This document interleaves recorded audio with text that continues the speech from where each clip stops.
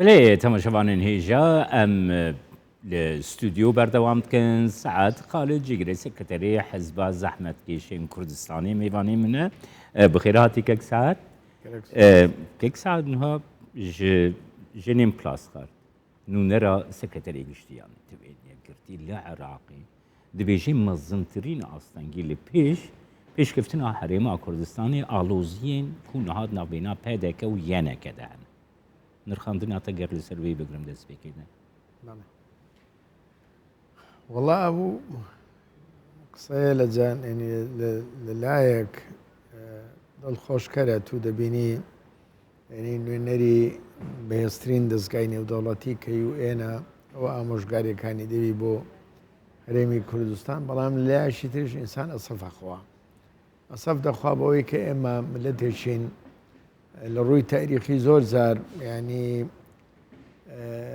قليدة كان بتعبتي أو نكساني كبصر لهم قناغ السياسة كان بصر كرداتي في من وابوك أو أموي مؤامرة ودشمنان وولاتان استاب تجربة كمان هي يعني أو تجربة مفروضة إما عموما بتعبتي هذا السياسة كان وأواني مسؤوليتي سرخصني أو قناغ يعني هي لساوي خوان باشتر بباريزن إنسان أصف أخواك لاس خارد بي ئامۆژگاری سەرکردایەتی سیاسی کوردستان بکە هێزە سیاسیەکان بکە و لەوەش زیاتر من نامەوێت کاتی بەرنامەکە بگرم کاتی خۆی لە ئەزمەکانی نوێبوونەوەی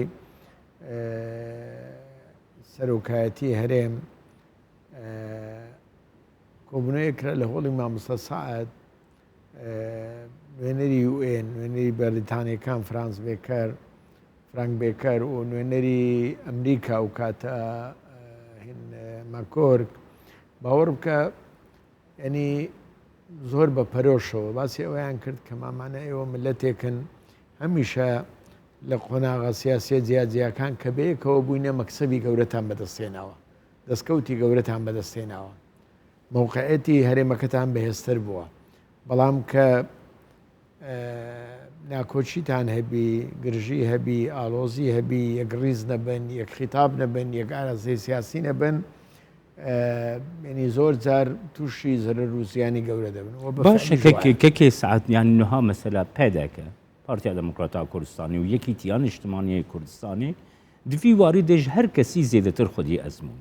شاهدێ وێ ڕاستیێنە گەلو ئاستەنگی چنە درۆژا ئیرۆدە نەهادە ئاستەنگی چنە کو پێدەکە و یانەکە و ساژ هەبوو و دوورکەتنە ئێمە هەمیشە باسمان کردووە جیا لەوەی کە ئەو دوو هێزە بە حکمی کۆمەڵێشت بە تایبەتیش بە حکمی ئەوەی کە دەسەڵاتن لە هەرێمی کوردستان و حکوومەتن لە هەرێمی کوردستان و مەسئولێتی سەرخستنی ئەو قۆناغە سیاسیانە لە ئەستۆی وانە تەوان بە هاوکاری و بەشداری هێزە سیاسیەکانی تر مەفروضە لە هەموو لایەنەکانی تر زیاتر درک بەو دۆخاستیارە بکەن درک بە مەترسیەکان بکەن بە تەحەدیاتەکان بکەن بەداخەوە ینی هەندێک جار من پێشم خۆشین لەو مینبەرە ئەوە بڵێم بەڵام بەرژەوەندی حیزبی وا دەکا کە کێشەی بچووک زۆر جار زۆر زەق بکرێتەوە زۆر گەورە بکرێت من هەرچەند پێم وایە حزب ینی ئەوەکە مەفهومێک هەیە من قسەیەشی نوێ ناکەم هەمومان پێمان وایە حزب وەسیلەکە بۆ خزمەتی قەزیەکی گەورە ئامانجێکی گەورە مادەم وایە ینی ئەو دوو حزبە مەفروضە وەکو باسم کرد بە حکمی پێگەیان مەسئولێتیان لە هەموو خەڵک زیاتر ئامادە بن کە حتا ئەگەر پێویست بۆ بکات تەسئێش بدەن لە پێناو یەک ڕێزی ناو ماڵی کوچکەمە بۆ خۆمان نەزانین ئێمە ڕاستە ملەتێکین ئێستا لە چوارچێوەی عێراقی فیدرالین کۆمەڵی مافی دەستوریمان هەیە بەڵام دیسان حەلەقەی زەعیفین لە هاوشێشە سیاسەکانی مەنتیقەکە سوباهی هەر گۆڕانکاریەک لە مەنتیقەک ببی هەر تەرتیبەکی سیاسی نوێ بکرێتەوە دوور نییە یعنی یەکێک لەو مەخاوفانەی کە هەیە ئەوەیە کە لەسەر حسابی ئێمە بی و کاتێکیش باشتر دەتوانن پیادەی ئەو سیاستە بکەن کە ئێمە یەکگرتوونە بین ئەرکێ ئالیین دن چییە کەک سعد مەسەلە پێ پارتیژی یەکی تیژی هەر دبێژن گاوا گۆ سەرکەفتی بوون هەیە همو آلی خو هف بشی وی سرکفتی بونید بین گاواگو آلوزی هنه بیدنگ دبن آلیین دن ارکی آلیین دن چنی یعنی جدر وی پیدکه یه نکشی چه دست پیش خری کارن بیکرن چه حول کارن بین کرن جبهگو پلاتفورما سیاسی کردی نزیکیه کن دیاره اما لبیرمان نسی اما لبرانبر تواوکردنی ارکەکانی قۆناغی ڕزگاری نیشتیمانی طبیعەتی ئەو قۆناغە سیاسیە بۆ ئێمە جیاوازە لەگەڵ خەڵکی تر ئێمە ملەتێکین تا ئێستا بێکیانین بێدەوڵەتین ینی بێ چوارچێوەیەکی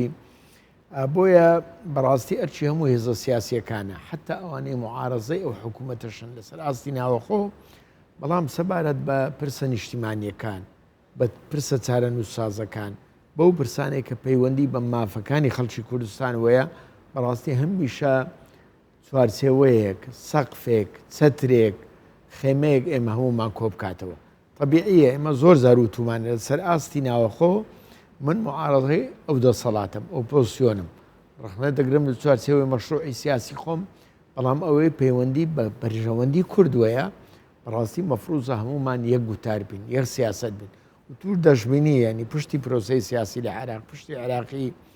نوێکە کورد بەشێکە لەو عێراقەوەی شێکە لە پێکاتە ئەساسیەکان هەمیشە موقعەتی ئێمە ئەو کاتە بەهێز بووە کە خاوەنی یەک فراکسیۆن بوون کە خاوەنی یەک گوتاری سیاسی بوون کە خاوەنی یەک ئاراستەی سیاسی بوون من زۆر جار گوتومە قووەتی ئێمە لەوە نییە تۆ چاوەڕێ ئەوەی بکەی کورد لە بەغدا 100 پەرلەمانتاری هەبی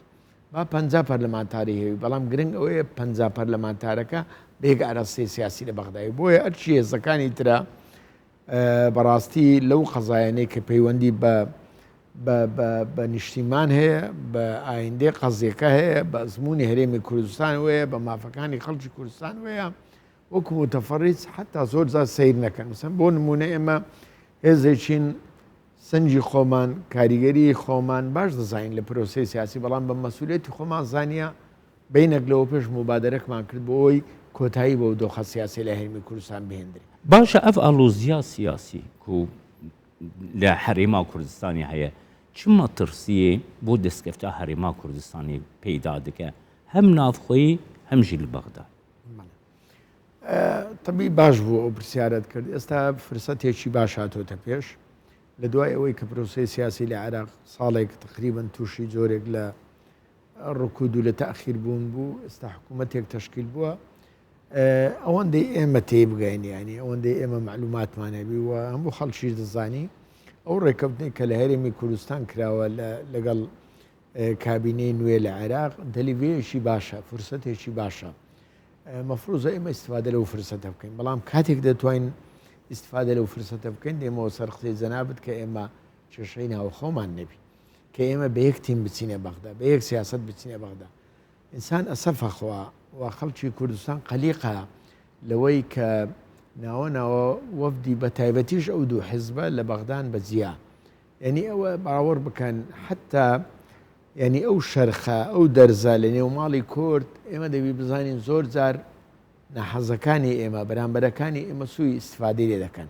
ئیسفادەی لێ دەکەن چکە تۆ کە بزان یەک ڕێز و یەکیننی زۆر بە ئاساین دەتوانن مماتەڵە بکەن لە سەلماندنی مافەکانی خەڵکی کوردستان و ئێمە دیسان دەڵێم ینی ملەتێکین قووەتی ئێمە ڕاستکردنەوەی باڵانس تۆ ئەگەر بتەوێ بە قازانجی خۆت تەنها بە یەک شتەیە ئەویش بە یەک ڕێزی ناوماڵی کورتەیە و لە یەک ڕێزیەکەش گرنگتر کە من ئومێد دەکەم پارتی وێچەتی لە داهاتووی زۆر نزیک دابنیشن و هەوڵ بدەن کێشەکانی خۆیان لە ڕێگەی حیوار مێزی گفتوگۆ چارەسەر بکەن جگە لەوە حتا هەوڵ بدەن خەڵکی کوردستانیش زیاتر پشتیوانی ئەو ئەزمونە بکە کە ئێمە لە بیرمان نەچی هێزی ئێمە حتا پارتی یەکێتی هەموو ئەوانەی کە خۆیان بە هێزی سەرشی دەزان لە کوردستان هێزەکەیان سەرچاوی هێزەکەیان لە خەڵکە لە جەماوەرە بەس هەر ئەوژی تێگوتن کە سعات کو لە دەرڤەژی تێگوتن لە کوردستانژی تێگوتن کو ڕایا گشتیە خەڵکی کوردستانی لە پێش حرەکەتا سیاسیە کوردیە یعنی ئەvەیەکی د تراژێدیان دژی خۆ دەست نیشان کردە و سەرکەفتنان دژی خۆ نیشان کردە و خەڵکی کوردستانی د بنەمای خۆدا یەک ڕێزە نرخاندنات زۆر ڕاستە من هەر بۆ بەبیرێنەوەی جەنابەت و خەڵکی کوردستانیش ئێمە کاتی خۆی کە ڕاپەڕێن بۆ هاتینەوە تەوان بەرەی کوردستانی دەسەڵات بوو لە هەرێمی کوردستان باوەڕ بکە زۆر زار لە ناو خەڵک دەیان کە دەمانگوت پێشمەرگەی فلان لایەنین پێیان خۆش نەبوو دەیانگوت پێمان خۆشە بڵێن پێشمەرگەی بەرەی کوردستانی خۆزگە هەمومان تابعی خەڵکی کوردستانمان لەو خۆناغە بکرد با بەوەی کە کورد لە هەمومان گرنگترە بەرژەوەندی کورد لە هەمووان گرنگترە یعنی من پێم وایە هەندێک جار دابشبوونی خەڵکیش بەداخەوە لەسەر ئەو ململانەیە ئەوە حزبەکانن وایان کردەوە بە هەندێک تابعی خراپ خەڵک ئەجینە خەڵک ئێستاش خۆت باست کرد بەڕاستی مەسئولێتی خۆی دەزانین لە بەرامبەر قەزیەکە مەسئولێتی خۆی دەزانین لە بەرامبەر منعاتەفە تاریخیەکان لە بەرامبەر ڕووداوەکان بە نمونە ڕێفراندۆم تو بینیت نەک لەسەر ئاستی باشوور حتا لەسەر ئاستی پارچەکانی تری کوردستانیش باوەڕ بکە خەڵک بە شێوەکی گشتی متحمستر بوو لە بەشێک لە هێزە سیاسیەکان بۆ سەرخستنی پرۆسەی ڕێفراندۆم من بۆیە پێم وایە گلەیەکە بەڕاستی لە حیزبەکانە یعنی حتا بێباوەڕبوونی خەڵک بێئینتیمابوونی خەڵک ئیحباتبوونی ینی جۆرێک لە ئیحبات هی خەڵک پەیوەندی بەڕاستی بەو دۆخایەیە کە حیزبەکان لە هەرێمی کوردستان دروستیان کردو من دڵنیات دەکەمەوە حکوومەتی هەرێمی کوردستان بەیەکەوە یەکدەست یەکتیم یەک سیاست و ئیمکانەتیش ئێستا هەیە یعنی بتوانن بەشێک لە خەڵک ئاشت بکەنەوە حکوومەت بکەنە حکوومەتی هاوڵاتی زۆرێک لە ناعەدالەتی نێل من ناڵێن بە شکلێکی مطلق و ڕوبەڕووی دیاردە جێ و خراپەکان ببنەوە بە تایبەتی گەندەڵی من پێم وایە خەڵکی کوردستان بیست بەقەت ئەندامی حزبەکان لایەنگری و ینی ئینتیمای دەبی بۆ سعد مەسەلە چارەسەرکردناوی پرسکرێکی وێ ڕەوشا ئاڵۆز نەهەگۆڵ کوردستانی تێژیاندن چارەسەریاوی چییە یان مەسەلە هەگەرشتە بپرسن بێژن کە سعد تو چ پێشنیار دەکێ مەسەلە ئەv ئاڵۆزیات ناوبەینە پارتی و یەکیتیدا یان ژە ئاڵۆزیا ئالیە سیاسی بگشتی چارەسەریاوی چییە تو دەزانی تەوان بەداخەوە لە کوردستانی باشوور لە 64ەوە ینی ئەو ململانێ و سراعە بەردەوام بوو لە هەر خۆناغێک بە شکلێک بوو بەداخەوە خۆناغی زۆر ناخۆشمان بینی کە ئینسان ومێت دەکا کە قەت ئەو خۆناغانە نەبینتەوە بەڵام ئەگەر ئیرادە هەبوو ئەگەر هەستکردن بە مسئولیت هەبوو من پێم وایە چارەسەری ئەو کێشانە ئەوەندە گرفتی گەورێنینە تو دەبینی بە تەحدیدی ژنێوانی پارتی دیموکراتی کوردستان و یەکێتی نیشتیمانی کوردستان لەو کاتانێک کە مامزەلال لە ژیانی ماوە بە تایبەتی لە پێش پرۆسەی ئازادی عێراق و پشتی ئەوەش تو دەبینی کێشەی زۆر لە ئێستا گەورەتر لە خلالی چەند سەعاتێک چارەسەرەکە بۆیە یەک دەبێ ئەو ئیرادە هەبی لای پارتی و یەکێتی و من پێم وایە ئێستاش ئیرادە هەبی چارەسەری ئەو کێشانە دەکرێت لە خلالی چەند سەعاتێک بن دەکرێت لە سەردەستی دوو کەس بن دەکرێت سەردەستی دوو ئۆرگانی وەکو مەکتەبی سیاسی پارتی و یەکێتی بن وەزایدەن لە بیریشمان نەچی ئستحقاقی ئەو قۆناغا استحقاقی سیاسی ئەو قۆناغە بۆی ئێمە هەمومان بەیەکەوە تحملی مەسئولەتی بکەین ئەوەیە کە بەڕاستی دەبێت چوارچێوەیەکی سیاسی دروست بکرێت ئەو چوارچێوە سیاسیە بەدیل نییە بۆ موەساتی دەستوری بۆ موەساتی یاسایی بەدیلی پەرلەمان نییە بەدیلی حکوومەت نییە تەدەخل لەو کاران ناکە بەڵام چوارچێوەکی سیاسیە خۆی بە صاحب دەکات لە پرسە سیاسیە چارەن و سازەکە بۆ زۆر جارن لە کاتی ئەو کێشانش دەتوانانی زۆرێک لە قەزاوت بکە ڕۆڵ ببینی دەور ببینی و بینیشمان مەسەرەن ڕۆلا مادیە مەسەلە ڕۆلاک و نەها کوردستان 24 ڕووماڵێکی تایبەت بەس لەسەر vê pirsgirêkê danî tu vê ji bo nêzîkirina tu vê sekna kê 24 çawa dibînî واللهی من بەبێ مجاملە کە ئێستا لە ماڵی ئێوە مولێرم بەڵام مە دەبینین بە هەردوو دیو یعنی ڕۆلی میدیا چەند گرنگە بدیوە سەلبیەکەی و بدی و ئەیجابیەکەی من ئومێد دەکەم هەمیشە میدیای کوردی سربەخۆ و ناسەربەخۆ سربەخۆ و حزبی ئازاد و ئیتر ناوی چی لێ دەنێ بەڵام هەمومان شتێک ڕعایەت بکەین ئەویش یعنی وەختێک ئێمە هەین کە ئەو ئەزمونە هەبی وەختێک ئێمە هەین کە ئەو میلەتە هەبی وەختێک ئێمە هەین کە مافەکانی خەڵکی کوردستان بەرزەستەبی بۆیە بەڕاستی مەسئولەتی هەمومان ئەوەیە کە هەوڵ بدەین فەسایەک دروست بکەین، محیتێک دروست بکەین، ئەجواءک دروست بکەین کە زیاتر بەرەو وەک دەڵێن ینی